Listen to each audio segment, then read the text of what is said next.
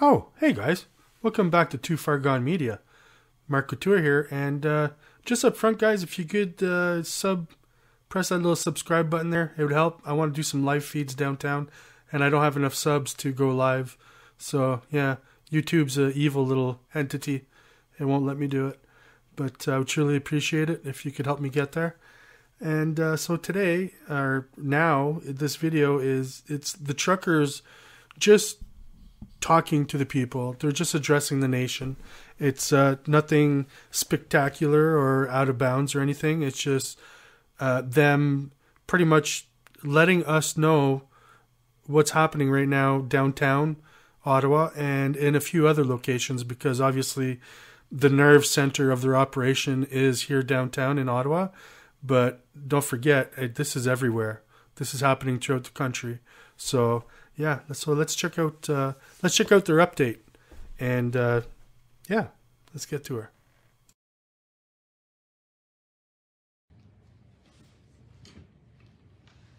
Hi friends, families, communities from Canada and all over the world. This is Operation Hug a Trucker, and we're here with taking back our freedoms, our veterans, and our operational control for the convoy. So just to let you guys know what we have for you today, it's our job to try to counteract the narrative of the mainstream media, which we know is non-factual. We do have some truth that will come to light today. We also have some information on how you can support us and support our initiatives to stand against the emergency mandates. And I'm going to pass this over to Roy because he's got far more important things to say. I think, Dana, you're always more important, at least more fun things to say, that's for sure. I'm the executive director with Taking Back Our Freedoms, and of course, one of the things, the mandate we have is to put maximum pressure on our politicians to end the mandates and the emergencies. And our focus initially was on MLAs because most mandates are provincial. We never imagined such a crazy move on the part of the Prime Minister to actually require truckers to take vaccines at the time when Omicron is the most minor of the virus, is exactly precisely the time when there was no need for further vaccines. So the Prime Minister initiated everything you see happening here in Ottawa. If you're upset about what's happening in Ottawa, you need to give the Prime Minister a call. That's the person that's responsible. But of course, his move, again, he decided that first of all, he's going to insult all of those who are disagreeing with him. His version of an emergency is when he dislikes people, disagrees with him, he considers those people enemies of the state. That's the thinking of a tyrant. That's not a democracy. In a working democracy, you always welcome differences of opinion on even important matters, like whether you should mandate a vaccine or not. People have a right to that difference of opinion. The real emergency is we have a Prime Minister who thinks and is operating like a tyrant, and that's the real emergency we have. But nevertheless, the legislation introduced by the Prime Minister is a very serious threat to our democracy. And so yesterday we urged people to get started in a campaign to put maximum pressure on our members of Parliament. That's the first line of defense because they're in session right now. They could, in theory, have a vote tomorrow. And if the Prime Minister has the votes, he might do that. And so we urge every Canadian to get on the phone and go to our website, tbof.ca. You'll have information there that will give you everything you need to know what to do. Bottom line is we need to phone our members of Parliament and urge them to not support the mandate, or pardon me, the Emergency Measures Act, and to oppose the extension. He has up to 7 parliamentary days to do that. But again, it says up to 7 parliamentary days. A lot of people think, oh, it'll be 7 days from now. No, it could be tomorrow. So that's the first step we've taken. And in addition now, we're now urging a second step, and that is that everyone also call your senators, because that's where, again, a vote has to also take place with the Senate. They're not currently in session. So in theory, the earliest that could happen is next Monday or Tuesday. But we want to encourage people, if you've called your member of Parliament, to now also call your senators in your province. So for example, in Alberta, we have 3 senators from the province of Alberta. Every Albertan should be calling those 3. Calling both their office here in Ottawa as well as their home office, and as well as emailing them. And we need to have overwhelming voices speaking to our senators, rational voices, sensible voices, but overwhelming voices speaking to our parliamentarians, both the members of Parliament and the Senate. And so then the third thing that we're going to urge everyone to do, if you're part of an organization, as we have an organization called Taking Back Our Freedoms, there are dozens of organizations, maybe even hundreds of organizations in Canada that vigorously oppose what the Prime Minister is doing. Even the Civil Liberties Union, a left-leaning organization, is opposing these measures. And all of these organizations need to write briefs to all parliamentarians and to the senators so that we hear from organizations. And I have as an example a brief, we're not going to read it here, but I passed it out to the media people that are here in the room. We're going to be posting that on our website as an example of a letter written by our lawyer, Jeff Rath from Calgary. And I spell his name W-R-A-T-H, but actually the real name is R-A-T-H. He can sometimes be very strong in his opinions and expression of opinions, but he's also very right. And so we have a powerful letter that we're going to be sending in to all parliamentarians on behalf of our organization. And whatever organization you're part of, the veterans groups, the police groups, the freedom groups of every kind, it's very important for the next few days to get a letter together and send it to every single parliamentarian, every single senator. They all need to hear from all of us, and with a resounding voice. This is by far the greatest threat against our freedoms in the history of this country. Now, I'm of German background. I know that there was a time when you needed to fight a war twice, actually, against the Germans, but they were on the other side of the ocean at that time. They were a very real threat. The threat we face is the loss of democracy and freedom coming from within. And every person that is concerned about that needs to do everything you can. Others in the past actually literally risked their lives going to war. All we have to do is risk your reputation, possibly your bank account, figure that one out, but do the right thing. We're fighting for freedom. You need courage at this time. You need to know that this is the right thing to do in the right side of history. Don't allow intimidation to cause your voice to be silent. And so I want to encourage people in those 3 steps. Call your member of parliament, call your senator, senators. You have lots in Ontario and Quebec, by the way, so you have more work there than in Alberta.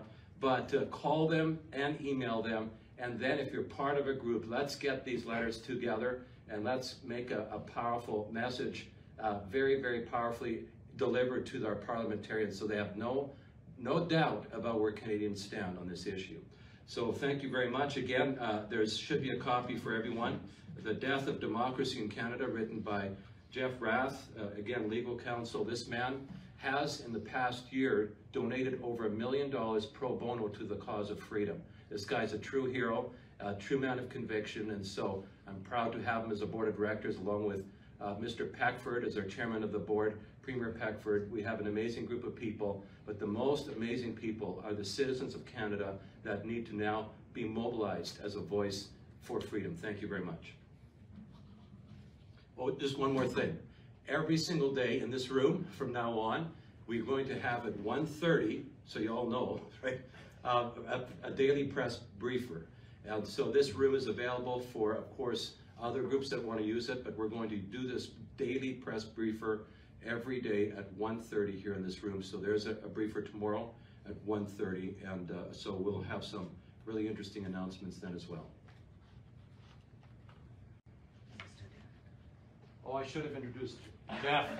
Jeff, one of the heroes in the Team Convoy room. This guy, yeah, you take a lot of flack and are doing an amazing job. So just go ahead and share with us. Sorry. Thanks, Roy. My name's Jeff. It's really an honor to be here with so many dedicated people doing so many good things for the citizens of this country, which is in turn motivating the entire world to speak up and stand up for what is truly good. I've come here and kind of fallen into a role to be an operations coordinator, and really what that is, it's a fancy title for somebody that likes taking care of people.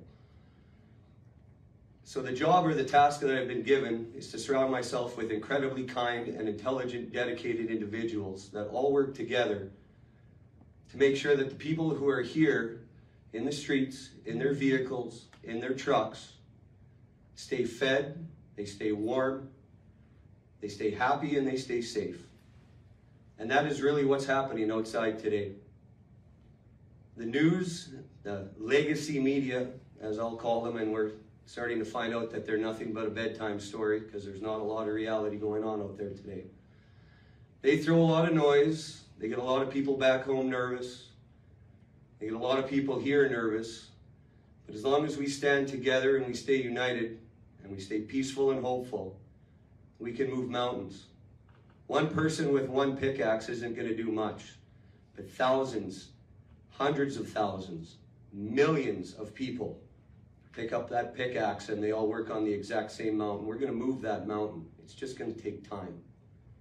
But I just want to make it clear. I'm part of the team that's boots on the ground every day. I couldn't do it without the support of the members that we have behind us, the veterans, the public support, and the organizers. It's an effort that has to be combined all together. Unity is the message, and together we will arise. But together, we're making sure that everything stays positive. There is no need for any word of emergency here. I mean, if I can find something that's an emergency, all of the garbage that we've collected and centralized is starting to pile up, and I guess we need to get a little bit more city help to get that stuff out of here. I don't know if it's an emergency when food shelters are full of food and they don't know what to do with all of the excess donations. But it's an emergency for us because we don't want food to spoil, so we've increased our reach and we're going outside of the city of Ottawa to other communities.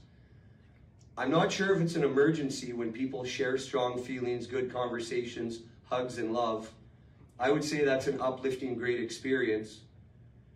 So the emergency here is false. It's been created by people who want to oppress a message of pure goodness.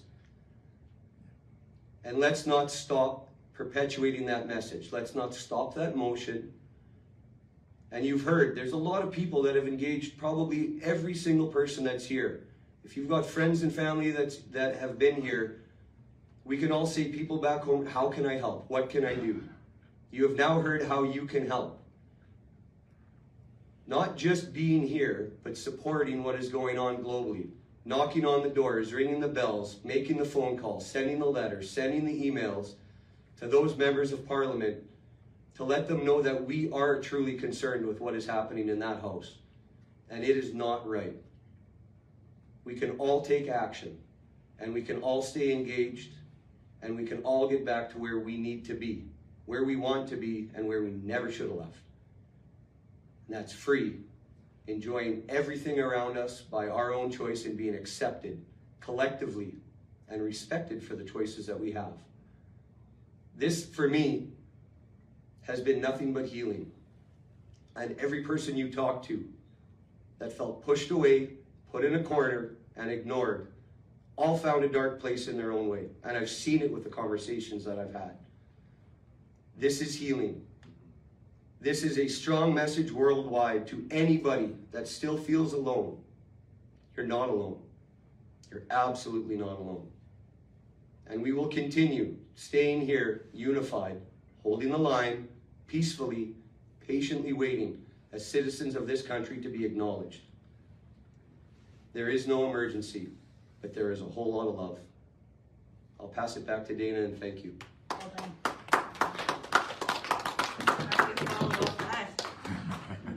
So, in search of the truth, every day we hear things on mainstream media. Every day our freedom-loving group, this is a war for freedom, right? It's a social media / mainstream media war. We come across things, we wake up in the morning and we're like, shit, that didn't happen. Excuse my language. But I'm being honest here, I'm a real person, so I'm not gonna pretend I'm somebody I'm not. So I met these wonderful veterans, these gentlemen here, every day escort us to make sure that we are safe in our deliveries to our trucks. And you gotta ask yourself, who are we trying to be safe from? We're trying to be safe from the very people that our government appointed to protect us, which is the police of Ottawa. You know, if I'm an adult and I'm afraid, can you imagine what the children of Ottawa feel like when they see all these stormtroopers and stuff come by? It's very intimidating, right? So we have a story for you. We have right from the horse's mouth, the gentleman that removed the fence at the War Memorial did it because it was their War Memorial. They fought for those rights. They fought for the freedoms that we stand for today, and they do not deserve to be disrespected by mainstream media. So I am going to give them the opportunity that they deserve to stand up on the front lines with us again against mainstream media and tell you what really happened on that day. Jake, it's all yours. Excuse me.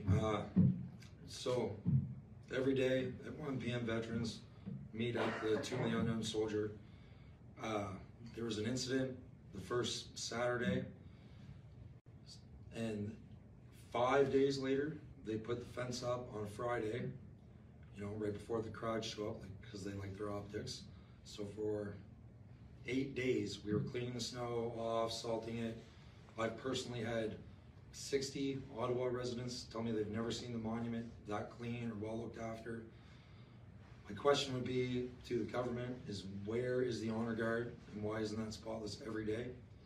So the last Saturday we all got together as a group of veterans and decided to take the fence down because there should not be a prison around our greatest monument for freedom. And we mounted 24/7 guard on it at all times.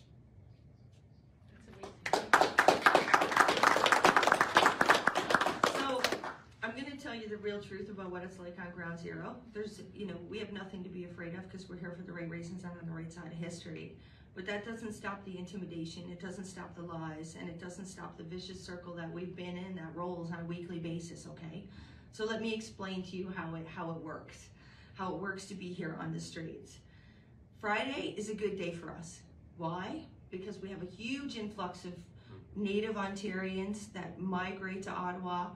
We know that the government's not going to flex and send their turkeys out with their chests puffed out to intimidate us on the street or to scare our truckers to go home. So we catch a little break between Friday and Sunday. You know, once Tuesday rolls around and the streets get quiet and, you know, we've got 9 and 10 and 12 and 14 and 15 people setting pylons up and, you know, just flexing. I've never seen so much flexing in my life. It's actually ridiculous. They should all go to Gold's Gym and get memberships. If that'd get them out of the streets of Ottawa, I'd be happy. But anyway, I'd like to call on as many people as we can to join us in Ottawa. Bring your children, bring your families.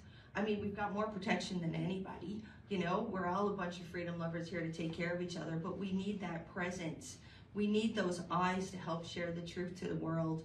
We need the support of the men and women that are in those trucks that are fighting for our freedoms. Now, I'm always about planning fun things.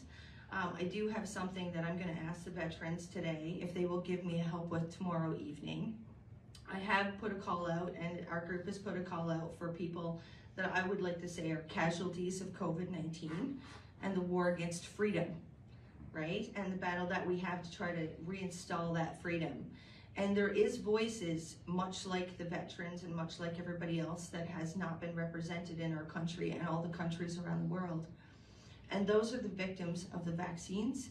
Those are the victims of the mental health situations that we have, the increased suicide, the increased addictions, the spousal abuse, the children that are trapped in homes with abusers. We have over 800 people on a very short reach that we've reached out to with stories that will break your heart. Those people have reached out to every mainstream media platform around this country, and I know because I've sent them myself, and they get denied. Why? Because somebody says, I'm just doing my job. If you have to say, I'm just doing my job, you already admit that you know that your moral compass and value is being flexed by money, power, greed, and control. And none of us are about that. So I'm going to ask, with your permission, veterans that stand behind me, if you would join me tomorrow night at 7 p.m. for us to place the new soldiers of the modern freedom wars, pictures and stories at the War Memorial for a candlelight vigil. Is that would that be sanctioned by you guys? 100%. Awesome. If the community would like to join us, we will be at the 12 Soldiers tomorrow at 7 p.m. Feel free to light a candle and put it in your window anywhere around the world, you can send us a picture on Hug a Trucker, because it all matters. These guys and girls are sat in their trucks scrolling every day looking for positive things and reason to be motivated, you know? So when the turkeys go by with their chests all flexed, they could see little kids with, you know, we're looking for hugs. So that's all I have to say. I don't know if anybody else would like to speak.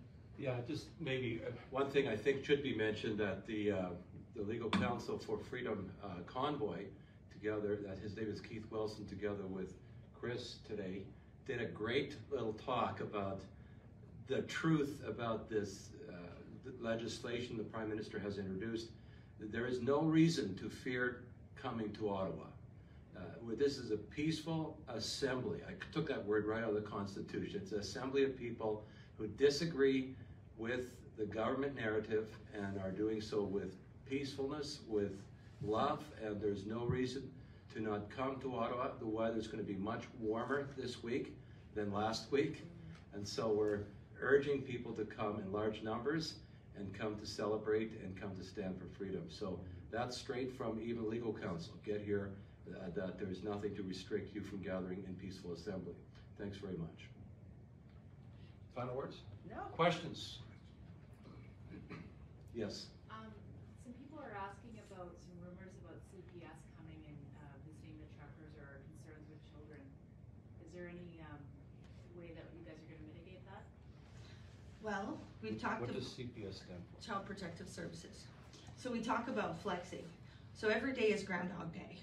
Every day we wake up to false flags where we're either getting smoke grenaded, or somebody's going to come and take children out of cars, or somebody's going to get towed, or somebody's getting a $500,000 fine.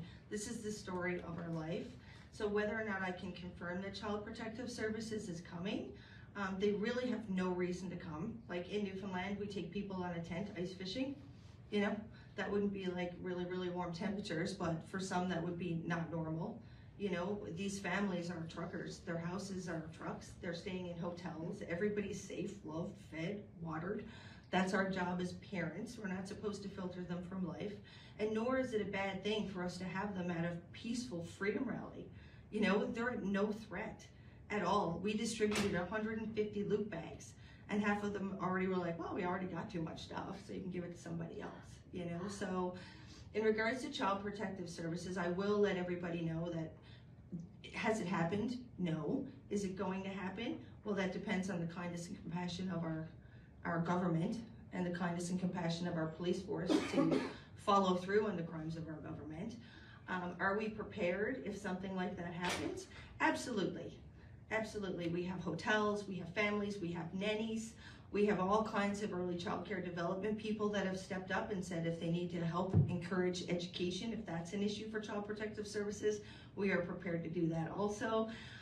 You know, the biggest breakdown we've had has been a breakdown in communication. You know, when we're knocking on the door of the federal government and they don't say hello, and then they go off and tell a whole bunch of stories when nobody's been here, that's kind of rude, right? When we have, you know, these false things are being put out every day to intimidate us, well, we're starting to figure out it's all intimidation, right? Why? Because we've already done this for 2 years. Get your vaccine, you're gonna die, right? I've had COVID before, I'm here, right? I have 84-year-old clients that's had COVID, they're still here, right? It's not a one size fits all, but the fear has been placed in our minds. That's why when you take somebody's mask off, they're terrified. You know, I took and then probably this is not the right place to tell this story, but I will tell this story.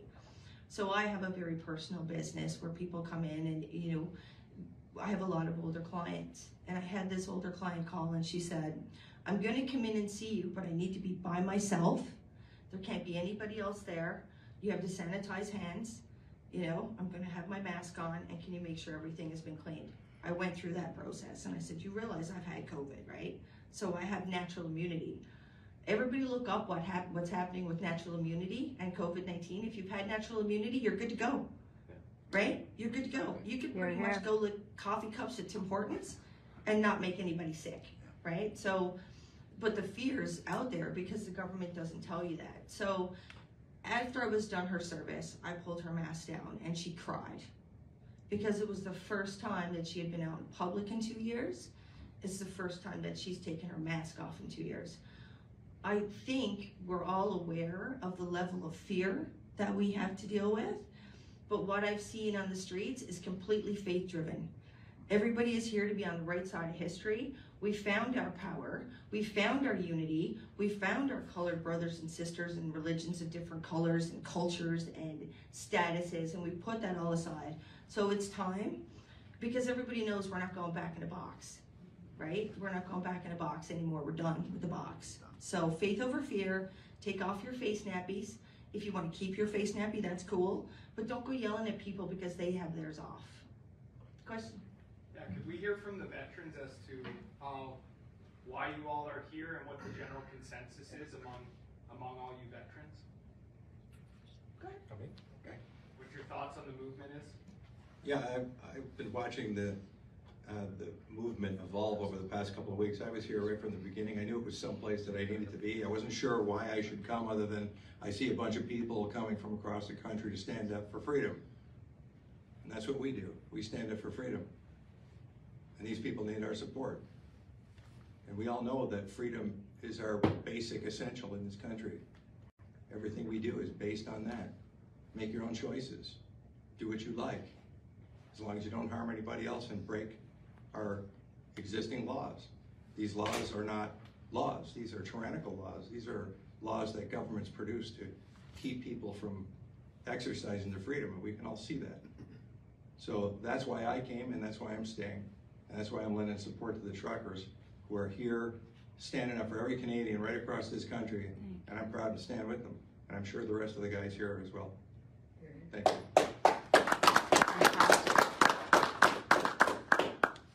Okay, question?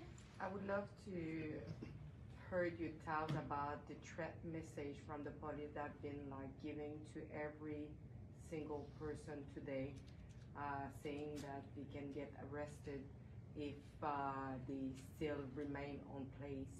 What is your thought about that, and what you would do with this threat? Okay, so the question is about the papers that were distributed today to tell everybody to go home or get fines. My advice is don't go anywhere. I mean, if we're gonna be afraid of a ticket, what are we doing here, right? We're here for freedom and center for the lives of our families. We do have people that are supporting us in regards to like helping take care of these fines. We do have a full legal team that is available to anybody that gets a ticket. So we've got supports in place for that. Once again, it's to create fear and to get people moving, right? Like some bank accounts have been frozen, things like that are happening. That's to sweat us out, starve us out, scare us out. And everybody that's here is not going anywhere. So my advice is get your ticket, make a happy face on it, write your name and phone number on it, call the 1-800 number that we have for the lawyers, and just send it off and try not to worry about it. Yeah, and again, the Keith Wilson video, I think it's on TikTok, he addresses it directly. He said this is not true. What was distributed by the police is misinformation, and he explains the truth that peaceful assembly in this city is permitted. There's been a legal opinion that it's permitted except for the horns, right? The only thing that was not permitted was the horns. Everything else is fine. So that's very clear. And again, that's not my opinion. It's Keith Wilson. And I don't know if you needed to add anything to that, Tom, but are we good? Yeah. Yeah, go ahead.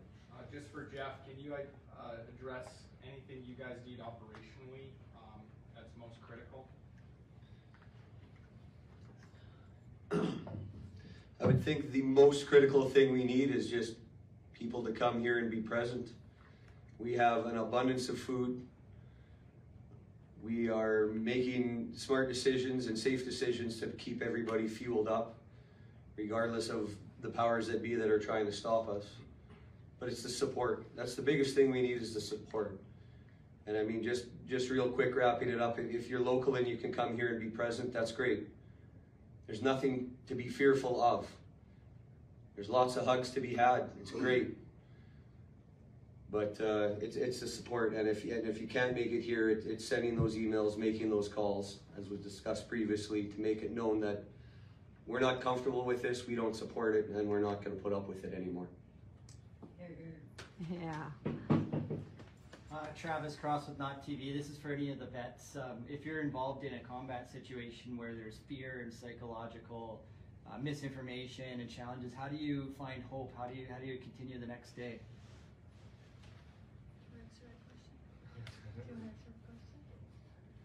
I just want to find some personally hope haven't been for in the combat, audience, so or, I can't touch on that one. or is it anything that applies today? If there's a lot of fear in people's hearts, how do you just find the courage to keep going each day and keep finding hope and sharing that with each other to sift through misinformation? Or Well, to put it easily, it's just love like this, to see this many people here for one cause, and it's choice, right? It's to have the choice at the end of the day, whether you want to wear a mask or whether you want to take a vaccine. It's the hope that your brother or sister beside you is going to either at least respect you in your truth, if not stand beside you. thank you. Yeah.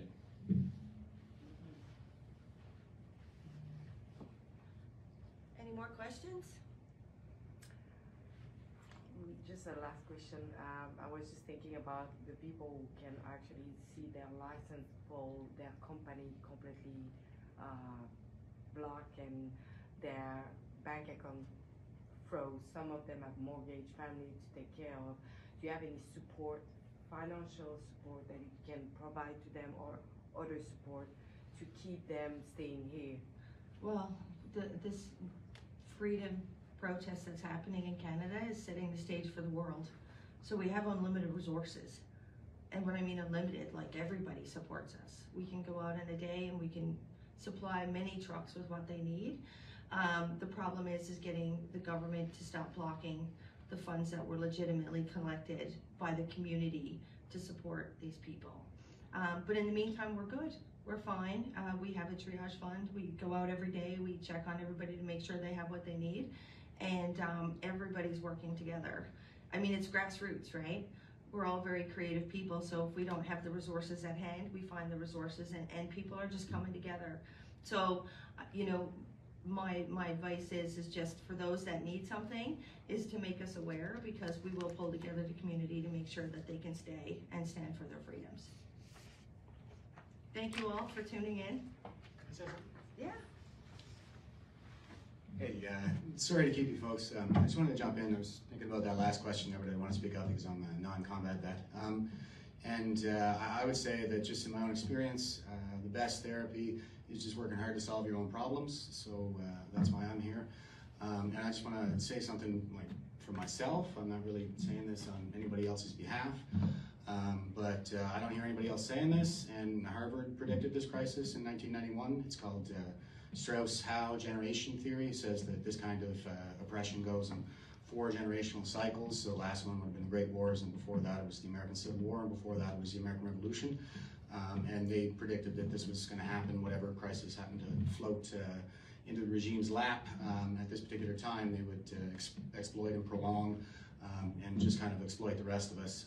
And it's because there are only 4 generational archetypes, prophet, nomad, hero, and artist. And the prophet is the one that's born in the immediate aftermath of the previous crisis, so they don't go to war, and they kind of, like, a lot of stuff just kind of happens for them, you know, because they're rebuilding the civilization. It's a time of rebirth and regeneration, and when they reach peak institutional power, as every generation does in their early elderhood, just prior to retirement, they tyrannize us.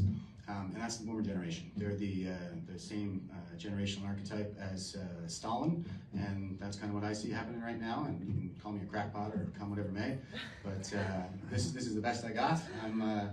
I was a really good radar technician back in the day, and when I see the same problem in every single subsystem, as in every single institution, from the university to the military to the press, across the West and across the world, well, I look for the common point, and that's what I see is it's generational. So, but that's just me talking. I'm Jeff Eatley, by the way. Have a good night. Thank you. Thanks, Jeff. Thanks, Jeff. All right. Oh, and before I get accused of polarizing our society even further than it already is, compassionate revolution is obviously the way forward here, guys. It's these are our elders that we're talking about, and we just got to ask them to retire. Okay, that's all. Exactly. So tomorrow night we will be at the 12 Soldiers at 7 p.m. Thank you for attending our briefing. It's your message that resonates around the world. If you're in any country, do your part. Stand up. You know, this whole ostrich mentality, we're going to put your head in the sand and be a hero, that doesn't work. It's time for everybody to stand up. They asked you to stand up to take a vaccine, and it got 95% of Canadians' population to stand up. So now we're asking you to stand up for choice and for freedom and for the future of your children. If you want to be a hero, this is how it's done. Thank you very much. And thank you to our veterans. Yeah, thank you.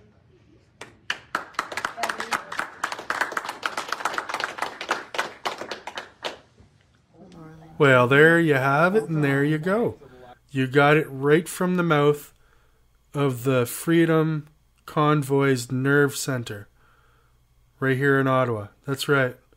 So, you know, it's important we listen to them because they're pretty much telling us how it is, right? So I want to thank you all for watching. This is Marc Couture for Too Far Gone Media. Be safe out there and stay sexy, Canada. Ow, ow.